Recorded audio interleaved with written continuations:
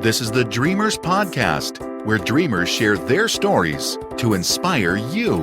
Now, join host Joe Pardo as he interviews a dreamer who's living their dreams.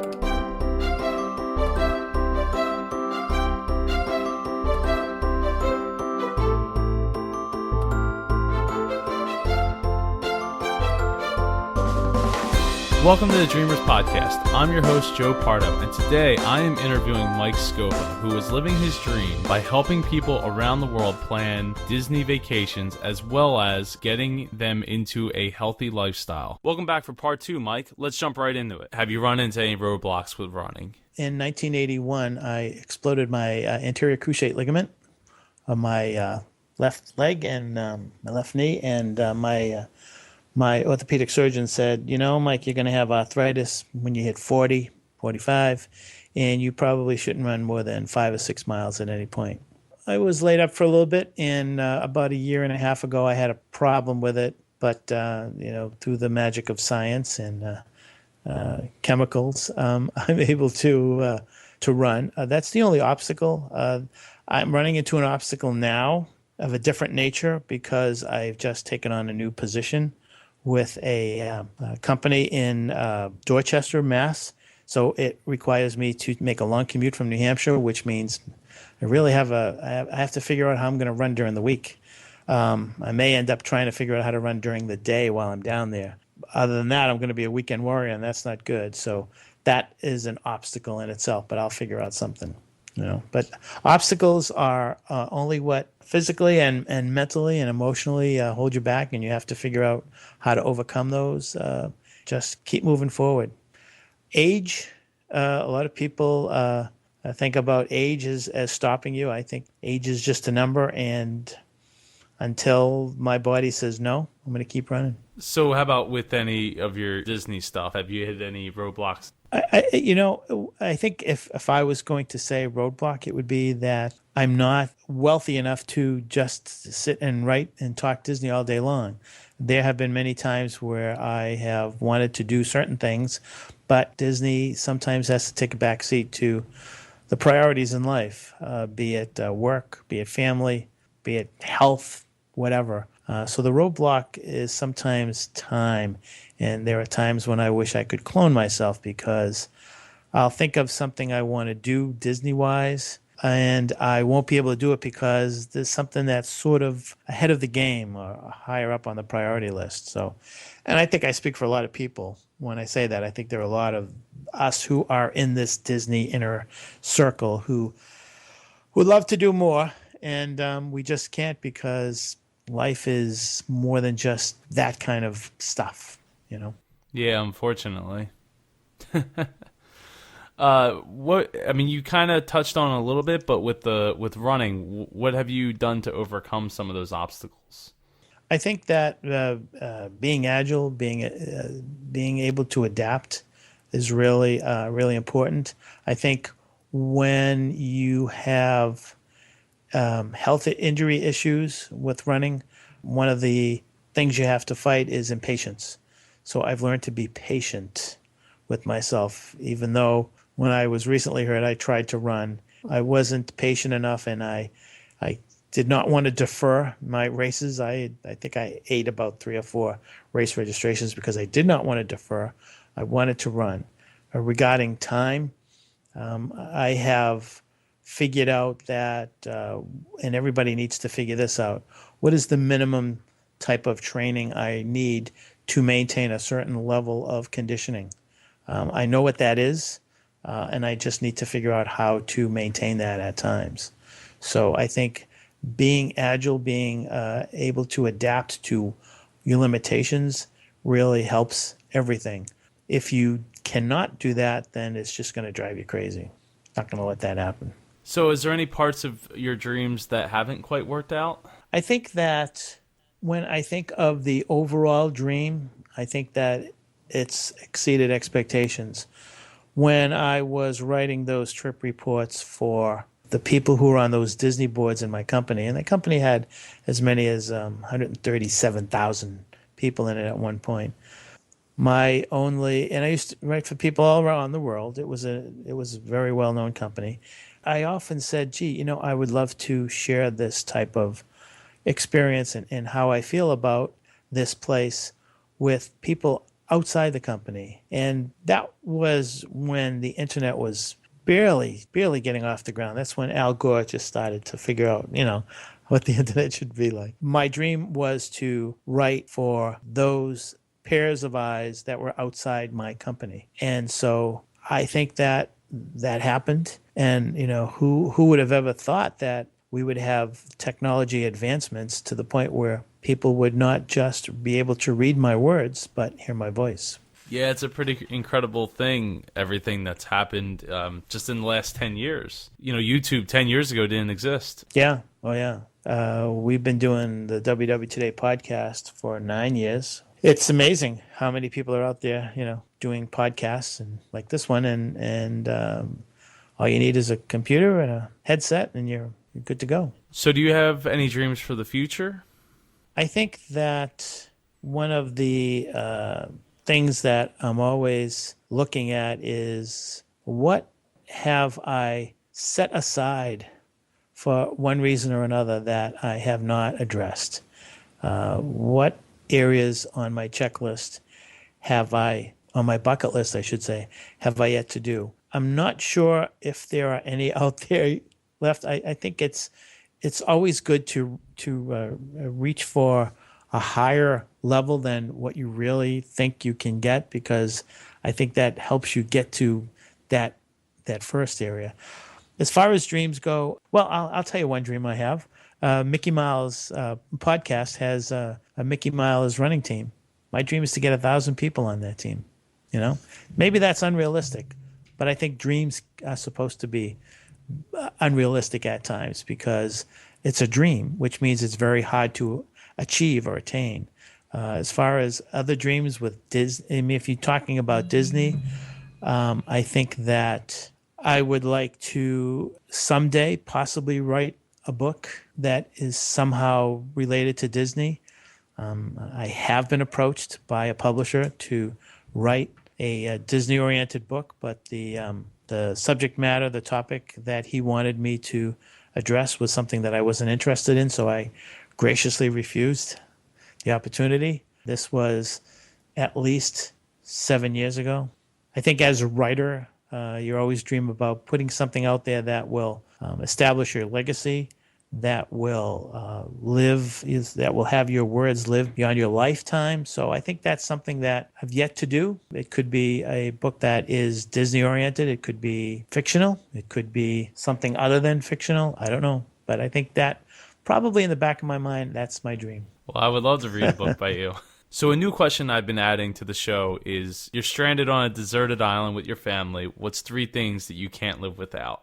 I know a certain co-host of mine is going to like what my first answer is.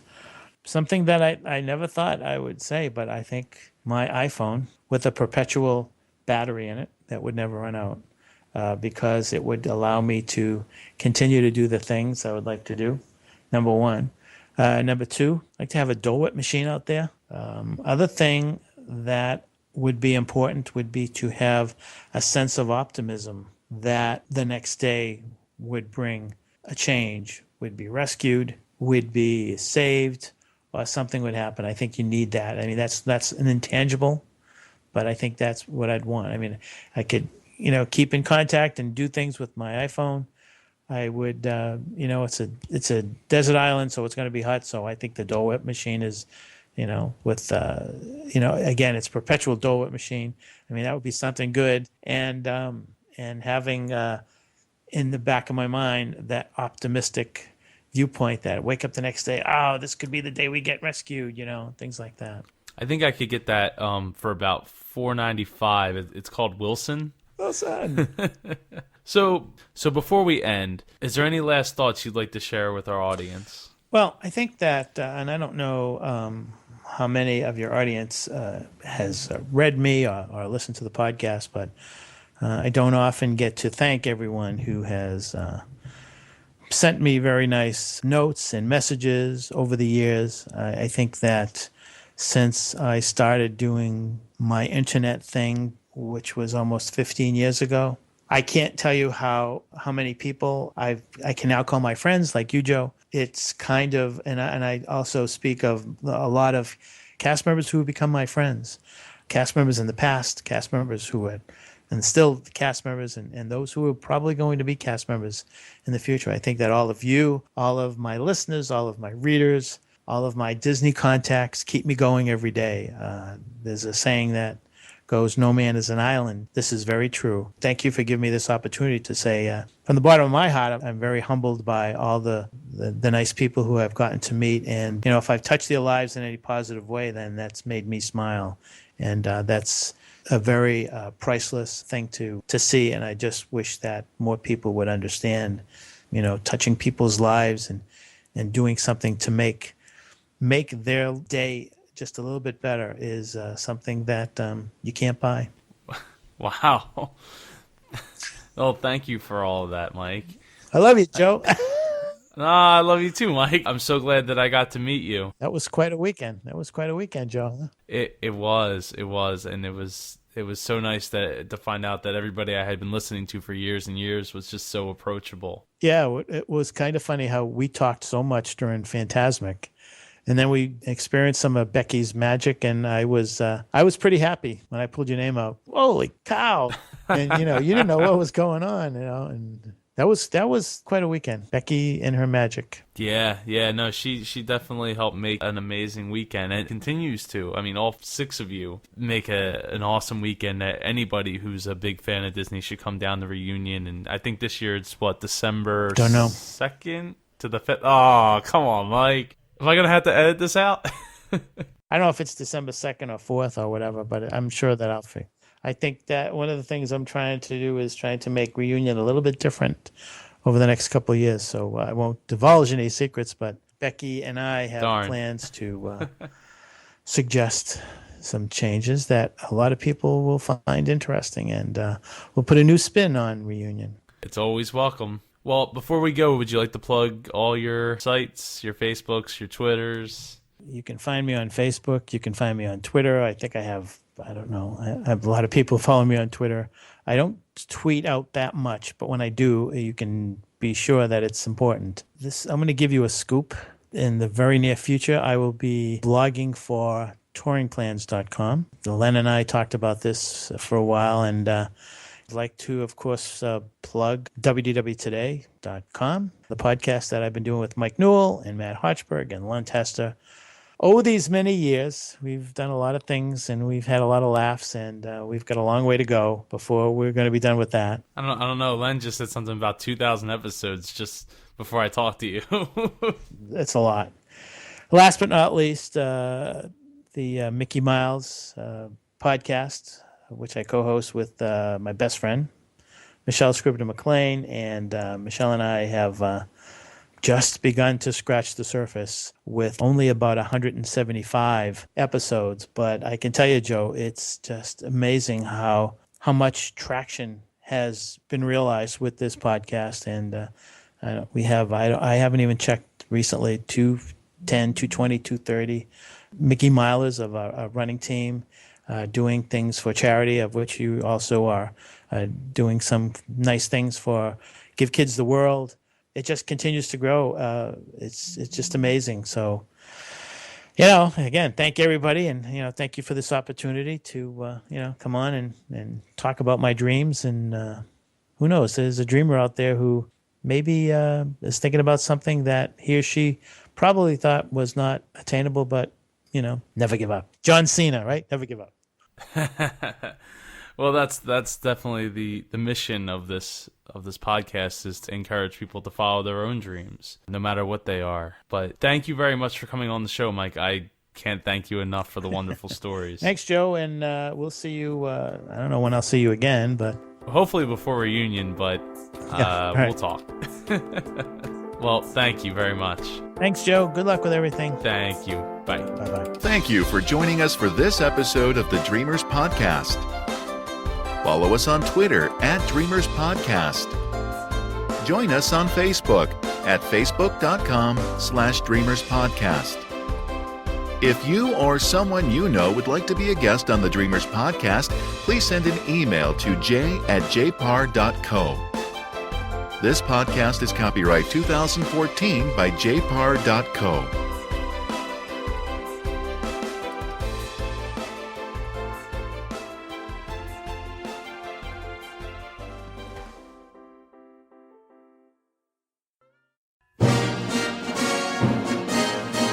My name is Al. And I'm Joyce. And we're huge Disneyland fans. In fact, we love the Disneyland Resort so much, we host a podcast dedicated to the happiest place on earth to share that passion with others. That's right.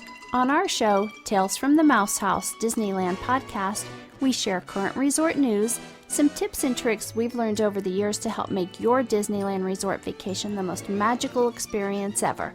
We uncover little-known and often overlooked gems we like to call hidden treasures, and even review the attractions and places to eat that make the Disneyland Resort so much fun. And if that wasn't enough, we even share some video episodes to help keep you in that Disney magic state of mind. If you're a longtime fan of the Disneyland Resort, or you've just recently discovered the magic, this podcast is for you. You can find Tales from the Mouse House Disneyland podcast at www.talescast.com and in iTunes. And remember, make it a Mickey day.